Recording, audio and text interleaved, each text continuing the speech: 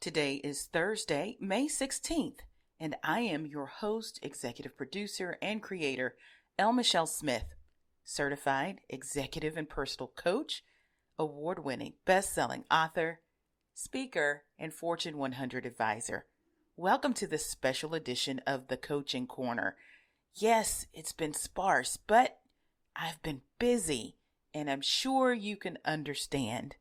Lots of things happening, but two things I want to highlight today. One is that it's International Coaching Week. And all week on my social channels, I've been sharing with you the pros, there are no cons, to having an executive or personal coach on your team. Also, this is the 5th anniversary of my coaching practice. And I've been reflecting, much like I urge my clients to do. On this episode, I will bring you up to speed on what's going on with the practice, what's going on with the podcast, what's going on with me, but I'm also going to be sprinkling in those 5 lessons for those of you who are interested in my journey and how you might map your own. Let's get it. Hey y'all, this is Culture Soup, where tech, culture, and business collide. It's a podcast that spoons up everything hot from social media. I'm your host, L. Michelle Smith, and each episode we bring you some of the most notable and not yet notable thought leaders in tech, business, and culture.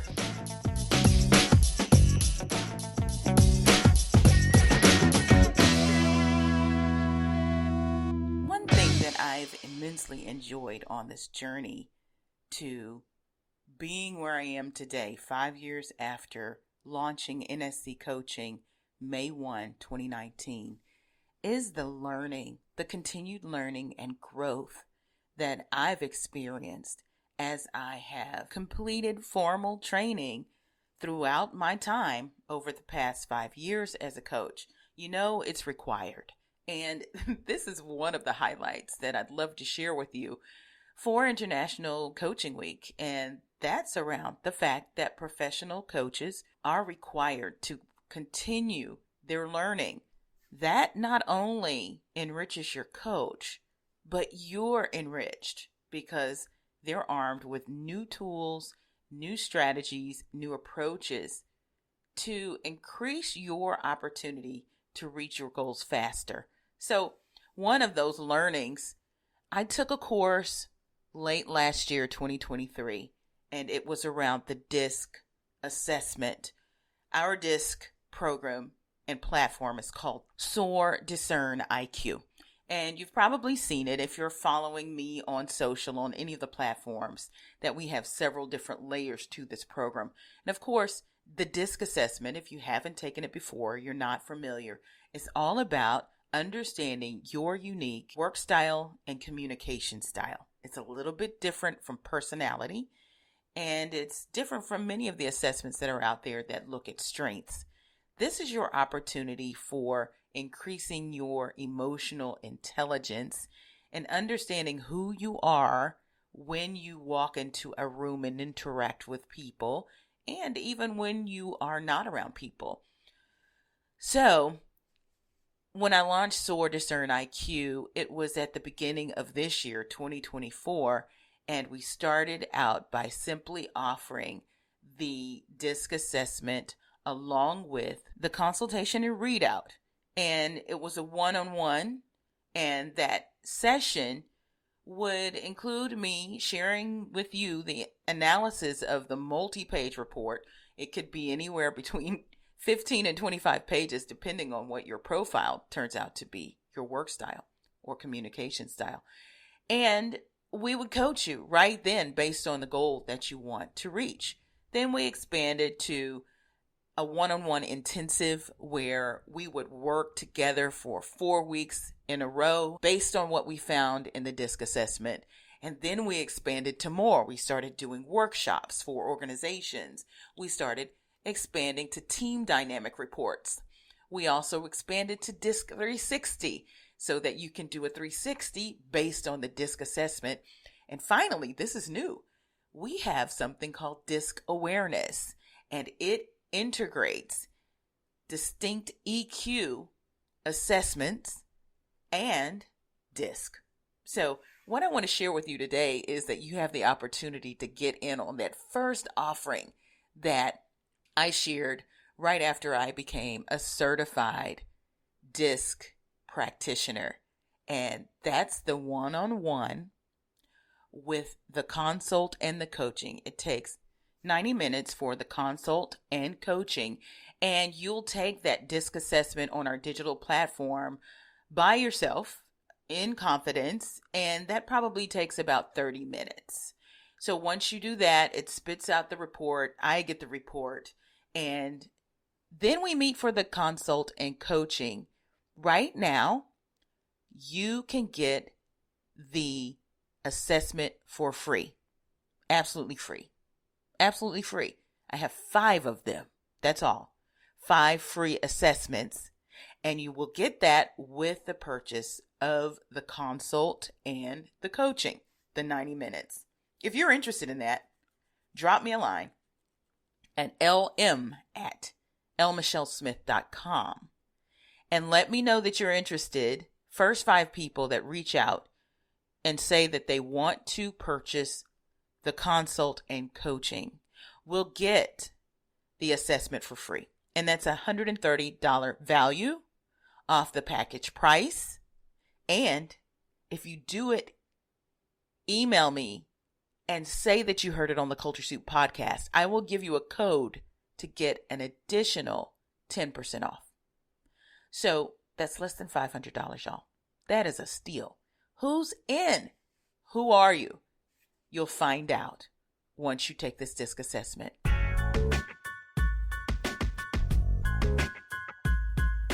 All right, so the first lesson that I learned on this journey of launching my own private professional coaching practice.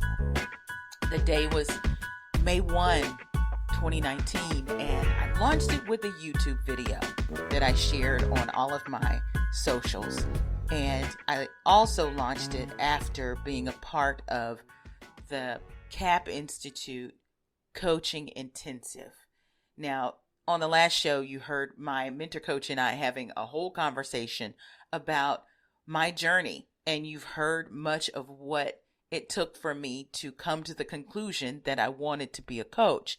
I didn't go in knowing that, but after that weekend, I knew for sure. And I launched that next Monday, May 1st. So here is the first lesson. Unrelenting focus, determination, and repetition pays off. Look, when I first left the big company, it was interesting to see how many of my former colleagues were freaked out that I left without seemingly anything nailed down. And it's true, nothing was nailed down. I had some opportunities at other companies. I had the seedling of a business that I could nurture. And that was it. That was really it. I did have the opportunity to stay at the big company. Several people said if I wanted to, they'd make sure it happened. And I had to graciously decline. I became super focused on getting my credentials as an executive and personal coach, because I knew this would be the tool that I could use to ensure that I had walked to my talk. I was already speaking, I was already writing, but I needed that action to make it something real to the people I wanted to attract. That focus that I'm talking about really speaks to the fact that I put my head down, although I was very busy. I was on the road, as you probably heard, about 40 speaking ops that year. I was on a plane pretty much every other week. This was before many of the opportunities were even online and virtual. You know, now we do virtual speaking ops because the pandemic forced us into it. Well, I was going on platforms. And as you know, I am a mom in chief. So while I was traveling, I was getting the education that I needed to have the credibility to not only call myself a professional coach, but to charge for my services and actually provide value. It was so important in the very beginning that the people that experienced my coaching walked away believers. And the best way I knew to do that was to ensure that I had the tools to actually do the skill. And you probably know, you can't swing a hashtag without hitting a coach online. And most of them were just people who decided to call themselves that. I didn't want to be a part of that. It's never been a part of my brand. And I also wanted to be able to sell my services to organizations. And those Fortune 500 organizations that I had in mind required credentials. Folks, if you want to make the good money, you need to put in the time and get the education. So I was determined. When you start up a business, you don't have a lot of money.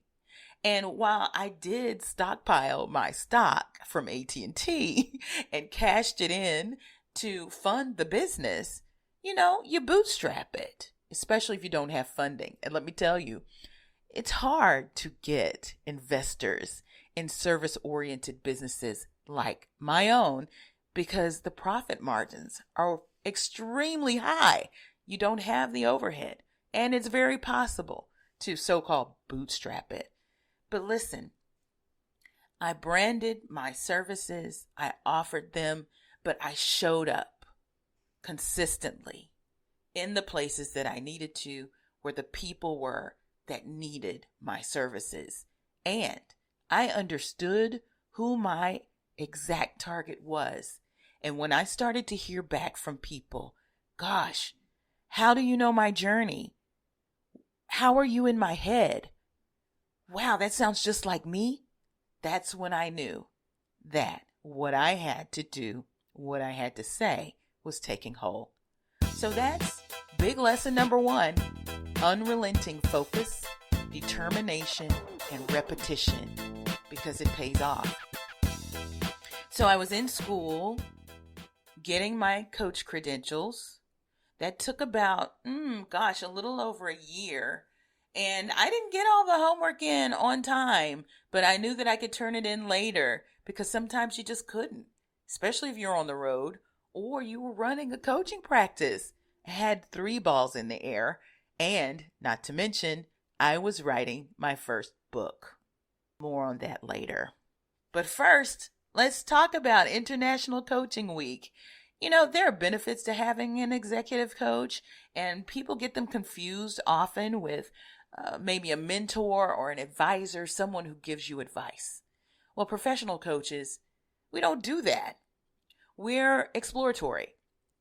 And the 1 or 2, actually 3 things that we can guarantee you, and these are the things that will help you reach and exceed your goals, are clarity, accountability, and acceleration. People shrug off coaching services when they hear us say, we believe you have all the answers, or that the answers are inside you. And there's a misalignment there, because if you come to coaching looking to be taught, looking for what someone asked me for, a rubric to sit for class, that's not what you're going to get. And if you're looking for answers, the method that we use, especially as evidence-based coaches, is to ask open-ended questions that allow you to interrogate all the different answers.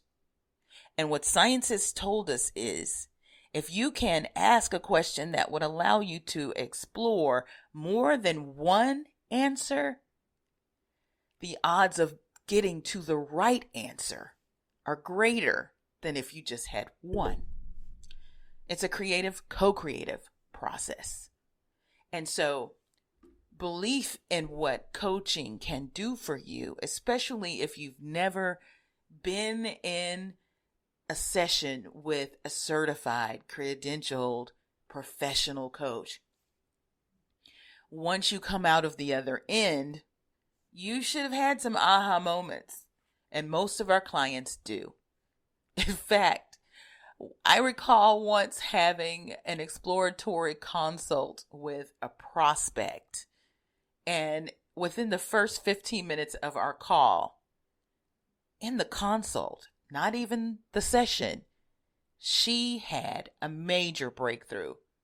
And she nicknamed me Glinda the Good Witch. And look, we're not using magic, we're using science. But it was a high compliment because I like the whiz, first of all, and Lena Horne. But she got her point across by evoking that imagery. It does seem like magic when the breakthroughs happen, but you have to submit to the process. So what do we give? We give acceleration. We get you there faster than you would by yourself. We offer clarity. Some folks don't even know what they want. We have to start there first. We have the tools and strategies to clarify that for you. And we offer accountability, because holding yourself accountable, it's a slippery slope. Most of us grade ourselves on the curve anyway. All right, so let's get to big lesson number 2. Build the cruise ship while you're steering it, but only if you are getting the training and using the skills that you've already mastered. Okay, there's a lot there. What I'm saying here is what I have done over the past 5 years really didn't take 5 years. It took 25 years, more than 25 years, to do what I did in the last 5. Listen to that again. Some of you believe that my coaching journey marked the beginning of these 5 years, when the reality is I collected the tools and the skills and mastered them for business, for marketing, for strategic comms, for operations, for finance. All of these things were cultivated in the last almost 30 years in order for me to pull off building the plane in flight. So let me just encourage those of you who are looking to start a business for the first time, maybe even get into coaching for the first time, and you're wondering, how in the heck are people like El Michelle able to do things so quickly? It didn't happen overnight. Listen to me again. It did not happen overnight. The skills that I cultivated over the last 25 years were all the skills I needed to build this business in 5. So give yourself the grace. Give yourself the grace. This is not my first time to the rodeo. I ran an agency for almost a decade. I did payroll. I had benefits for my staff. I had major accounts, some of them international. Doing what I do now that I have the coaching skill, it seems easier to me than what I did back in the 2000s. The only reason it does is because I'm a veteran at it. Does that make sense? So, okay, you build the cruise ship while it's in the water, and you can ramp up faster because you know the infrastructure it needs, because you've done it before and you've done it for other brands and organizations. But if you can build it while you're afloat, you can learn some lessons along the way, which leads me to number 3. Like Noah, you know the story of the guy who built the ark and no one believed him when he said a storm was coming. If you can build that ship while you're steering it, people may look at you like you're crazy while you're building it. But guess what? They will want to get on board when that storm comes. And the storm will come. What am I saying? Yeah, I experienced it. Some of you small business folks have experienced it too, where your colleagues and friends from with classic 9 to 5 jobs look at you and say, "How's the little business?" Have you ever been littled? Or they consider what you're doing small when you know that because you carry it all by yourself and because you're on mission to help people in ways that your previous 9 to 5 never helped anyone but yourself, you know that what you're doing is huge. But this is the catch. You have to have the faith in yourself, in your calling, in your God, that what you're doing is mission critical. So you can't listen to other folks, and you definitely can't wonder what they're thinking about what you're doing. This is part of the reason why many of the people who want to start a business, write a book, run a practice, don't want to market. Because market means that you have to stand in your own power, alone, likely, and speak the gospel about what you're doing in front of people. Well, guess what? If they don't know about it, they can't purchase your services or products. So you have to show up. But you being the face of that brand is so important in the very beginning. And you have to be able to shut out the noise in your head that may be saying, what do they think about me? Do they think I'm a joke? Because guess what? You're not a joke.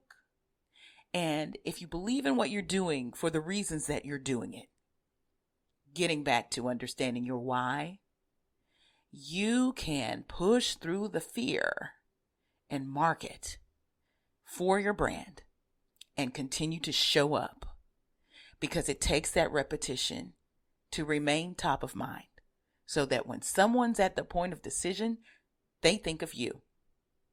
So yeah, people thought Noah was crazy, but guess what? Noah saved the world. All right, so what else is going on in my world? Okay, coming up, my next speaking opportunity is actually on behalf of a colleague of mine. I'm so excited for Dr. Summer Allen. She is the author of the brand new book, Lose the Debate.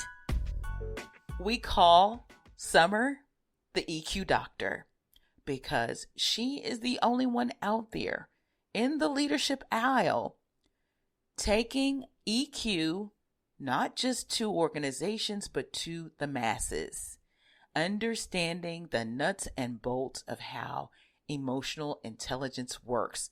I will be moderating a Q&A with her here in Dallas, so if you're in the area, make sure you come out on the night of May 31st at a place called Venture X Dallas. It's by the Galleria, 5301 Alpha Road, Suite 80, and that's Dallas, Texas, 75240. It's free, but you'll need to go by my LinkedIn page to scroll through my activity, look for the post where I was tagged by Dr. Allen, and click on the link so that you can register and be admitted to this event. I'm so excited to have this conversation with Dr. Summer Allen. I encourage you to get the book. It's available on Amazon, and it's called, again, Lose the Debate, A Practical Guide to Emotional Intelligence and Successful Dialogue. It's good for folks in business as well as folks who are trying to manage relationships. I hope to see you there. All right, let's get to big lesson number 4. We're moving, right? Okay, big lesson number 4. Imitation isn't the highest degree of flattery. It's likely the largest sign of jealousy and competition. Boy, have I run across some doozies. And it's sad because oftentimes they come in the form of people who seem like they genuinely want to be your friend. Let me just warn you, that, and this is scientific, I learned this through some of the research that I've done in psychology. They've proven that the people who imitate you but do not give you credit for it, they're not flattering you. And chances are they don't even like you. They want to be you. And in their minds, they're competing. Man, have I had some interesting engagements with some folks like that over the past more than 5 years. Folks that knew what I was trying to achieve even when I was at the big company. Some people who even got close enough to reserve my services and get just enough to go on their own and try it. And you know what? Hey, I'm like Valerie. The world would be better with more coaches. Much more coaches. But the one thing that I've noticed is that these imitators are not willing to put in the work. They're not willing to go get the education, or they go to some very cheap knockoff something and it's not really a real credential. What did I see somewhere? Somebody had an MCC behind their name and it said that it didn't expire for 10 years. Okay, red flag. Red flag. Okay, MCC is Master Coach, Master Certified Coach, okay? And that is a credential that is issued by the International Coaching Federation and other well-respected entities like it. And guess what? You have to renew, just like you do for PCC and ACC, every 3 years. And in that renewal process, you have to ensure that you have a certain amount of continuing coaching education hours. You have to have a certain amount of hours. And this one person that I saw with the 10-year renewal at the end of her LinkedIn profile, she just started coaching. So how in the world are you a master coach? Y'all beware. There are scams out there. And there's some very, reliable looking people that you may have worked with before that have fallen for a scam of their own and out there scamming other people and don't even know it. So, yeah. The other thing about it is these folks that are imitating and not giving you credit, that's just slimy. It's slimy, y'all. And when you see it, if you're in a position like I am now and you're building and you're being successful and your profile is being raised and you notice it, back away. Just back away. No need to explain. Just back away. And you might even not just mute them. You might just block them. Nothing wrong with it. Protect your sanity and your peace. Because one thing I've noticed is when I see that come through my feed, it puts me in a bad mood. And I'm all about positive emotion and sustaining my peace. So use that mute button. Use the block button. Be kind to people. Continue to be kind. I'm kind to whoever I see that I know is doing this. I'm kind to them. But I limit my time in their space. All right. What else is coming up? To my leaders in the arts, how many of you are going to LA for the opera conference? I am. Again, you may know that I rolled off the board after a 6 or 7 year term, more recently serving as an executive co-chair. But now I'm a patron. I still give. But they call on me from time to time to lend my expertise as a speaker, as a workshop leader, even a panelist. And that's what I'm doing this time. I'm headed to LA to sit among leaders in the genre from around the world. And when I say around the world, I mean it. There will be people there from Japan, from Europe, from Australia, all talking about the pivot that this genre had to make as an industry through the pandemic, where they find themselves now, and also seeing that we're in a season of incredible change, not just in this industry, but beyond. So it's all about managing the change, anticipating the change, pushing through the change, and I'm there to speak on instigating it. That's June 3rd through the 6th, I believe, at the LA Omni Hotel. And I look forward to seeing many of you there.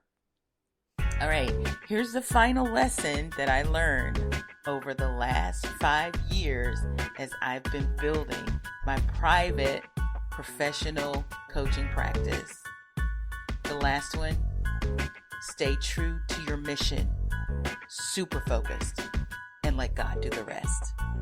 Now, some of you, if you've been following and you listened to the last episode, I dropped a nugget. I had very few details, but Valerie introduced the idea that my publishing journey had taken a turn for the better. And I will tell more of this story after the announcement has been officially made by the publisher. But until then, you should know that this book deal that I have,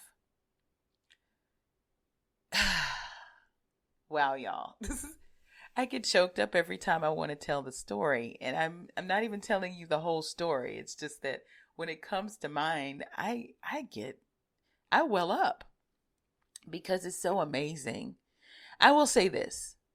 I was minding my own business, doing what I needed to do. In fact, in the midst of launching and releasing, yes, please, 7 Ways to Say I'm entitled to the C-suite, when the wheels on this deal started to turn, almost a year to the date that we're talking today. It started with a phone call, but this phone call wouldn't have happened if it weren't for a meeting that I had 7 years before. And neither one of us knew that we'd be in the position we were, let alone on a phone call the way we were, for this to manifest the way that it did. Now, listen, I believe that authors who have something important to say should be obedient to their calling and get their books out however they see fit. Meaning, if you need to self-publish, self-publish. If you need a traditional publisher to get that word out, seek that too. But guess what? Do not stop writing. Just keep writing. And if no one has acknowledged your book, don't wait. Because here's what I see happening. I have friends, I have colleagues that are all seeking traditional publishers.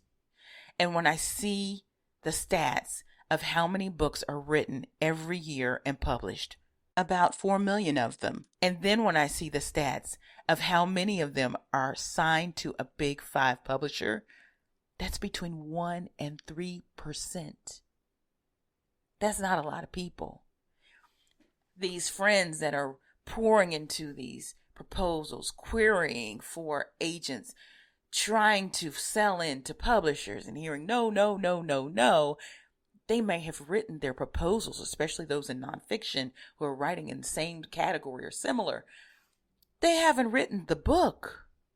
So that journey can take years and you will have nothing to show for it. So my best advice, write the book, even if you're going through the process. Write the entire thing and stay connected to your faith and whatever you believe, so that you will know in your gut whether you should publish it on your own or not. But please don't come up the other side with nothing to show. I have been blessed to have this happen when I wasn't even looking for it. I planned to pitch my next book, but I never had the opportunity. Even so, I don't even have a literary agent. And I'm going to leave that right there because I don't want to tell the entire story until after the announcement is made. So pay attention to my social channels. In the next couple of weeks, there will be a news announcement coming out from my publisher that explains what this deal is all about. And then after that, I promise I'll share this 7-year journey that culminated with a signing that happened 2 days ago. Find us online at theculturesoup.com, on Instagram and Twitter at The Culture Soup, and on Facebook at The Culture Soup Podcast. Until next time. The Culture Soup Podcast is a production of No Size Communication, LLC.